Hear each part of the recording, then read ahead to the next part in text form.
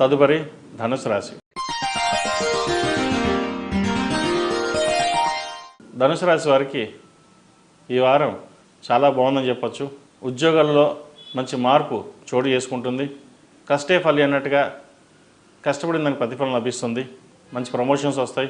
విదేశాలకు వెళ్ళాలనుకునే వారికి ఈ వారం ప్రయత్నించవచ్చు. బంధువులతో కలిసి సరదాగా గడుపుతారు. అయితే వ్యాపార పరంగా అంత అనుకూలంగా లేదు. కష్టపడిన దానికి ప్రతిఫలం తక్కువగా ఉంటుంది. అయితే మనం మంచి చేసే భవిష్యత్తు బాగుంటుంది అనే దృష్టిలో మీరు చూస్తారు. ఎప్పుడూ మంచి చేయాలి, నలుగురికి ఉపయోగపడాలి అని ఏదైతే ధోరణి ఉందో అది మిమ్మల్ని కాపాడుతుంది. ఎవరికి అప్పు ఈ వారం ఇవ్వకండి. ఇస్తే తిరిగి వచ్చే పరిస్థితి లేదు. కాబట్టి డబ్బు విషయంలో కొన్ని జాగ్రత్తలు తీసుకోవాలి. అధికంగా ఖర్చు చేయరు, కానీ ఖర్చు చేస్తే మటుకి వాటిని మంచి ఉపయోగాలకే వాడండి. ఇల్లు కానీ, స్థలాలు కానీ, బంగారం కానీ ఇవి కొనండి. మంచి ఫలితాలు సాధిస్తారు. వాహన యోగం ఉంది. అలాగే పుత్ర సంతానం ఉన్నవారికి వారి భవిష్యత్తు ఈ వారం బాగుంటుంది. మంచి అభివృద్ధిలోకి వస్తారు. అటు గవర్నమెంట్ ఉద్యోగం కావచ్చు, ఇటు సాఫ్ట్వేర్ కావచ్చు, టెక్నిక్ కావచ్చు, ఏదైనా సరే మంచి ఉద్యోగం లభించే అవకాశం గోచరిస్తోంది. వారి గురించే ఎప్పుడూ దిగులు పడుతుంటారు. పిల్లల భవిష్యత్తు ఏంటి, అబ్బాయి భవిష్యత్తు ఏంటి అని.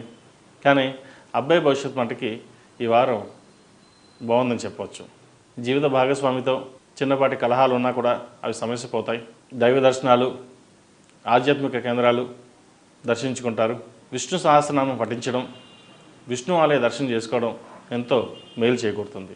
అలాగే ఈ రాశిలో జన్మించిన స్త్రీలకు వృత్తిపరంగా, వ్యాపారపరంగా మంచి అనుకూలమైన పరిస్థితులు గోచరిస్తున్నాయి. భాగస్వామి వ్యాపారాలు కొన్ని ఇబ్బందులు పెడతాయి. అయితే లాభాలు మటుకు బాగుంటాయి.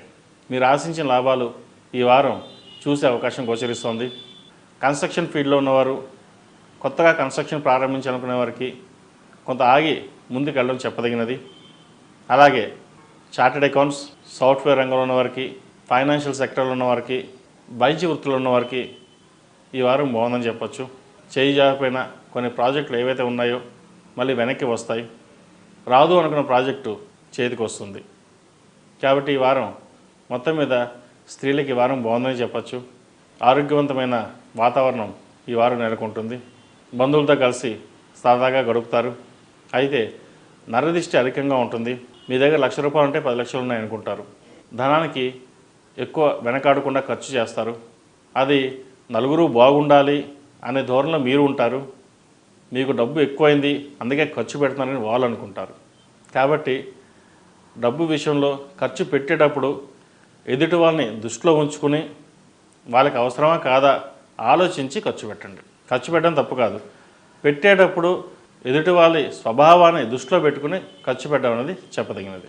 విదేశీ వ్యవహారాలు అనుకూలిస్తాయి. విద్యార్థులకు మంచి భవిష్యత్తు ఉంది.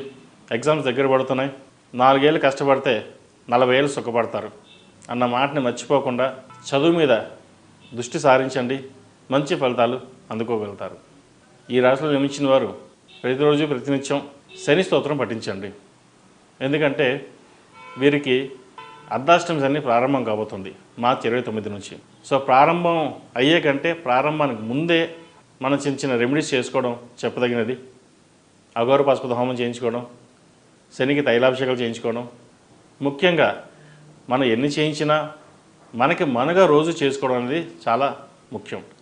కాబట్టి నవగ్రహాలలో శనీశ్వరుడికి రోజుకి 54 సార్లు లేదా 108 సార్లు పఠించండి. మంచి ఫలితాలు ఉంటాయి. అలాగే విద్యార్థులు ముఖ్యంగా మేధా దక్షిణామూర్తి స్తోత్రాన్ని పఠించండి. దానివల్ల మంచి ఫలితాలు సంప్రాప్తిస్తాయి. లేకపోతే నవగ్రహాలలో గురు స్తోత్రం పఠించండి. 11 సార్లు, 21, 54 మీకు తోచింది. పొద్దున కాలేజీకి వెళ్ళేటప్పుడు ఇది పఠించండి. మంచి ఫలితాలు సంప్రాప్తిస్తాయి. ఈ రాశి వారు ప్రతిరోజు ప్రతినిత్యం ఓం నమో నారాయణ ఉత్తరతో దీపారాయణ చేయండి. అలాగే వ్యాపార ప్రదేశంలోనూ ఇంట్లోనూ గుగ్గిలం వేయండి. ముఖ్యంగా దానివల్ల నరదిష్టి ఏమైనా ఉంటే తొలగిపోతుంది. మనశ్శాంతి ప్రశాంతంగా లభిస్తుంది. అలాగే ఈ రాశిలో జన్మించిన వారికి కలిసి వచ్చే సంఖ్య 5, కలిసి వచ్చే దిక్కు తూర్పు, కలిసొచ్చే రంగు తెలుపు. తదుపరి మకర రాశి.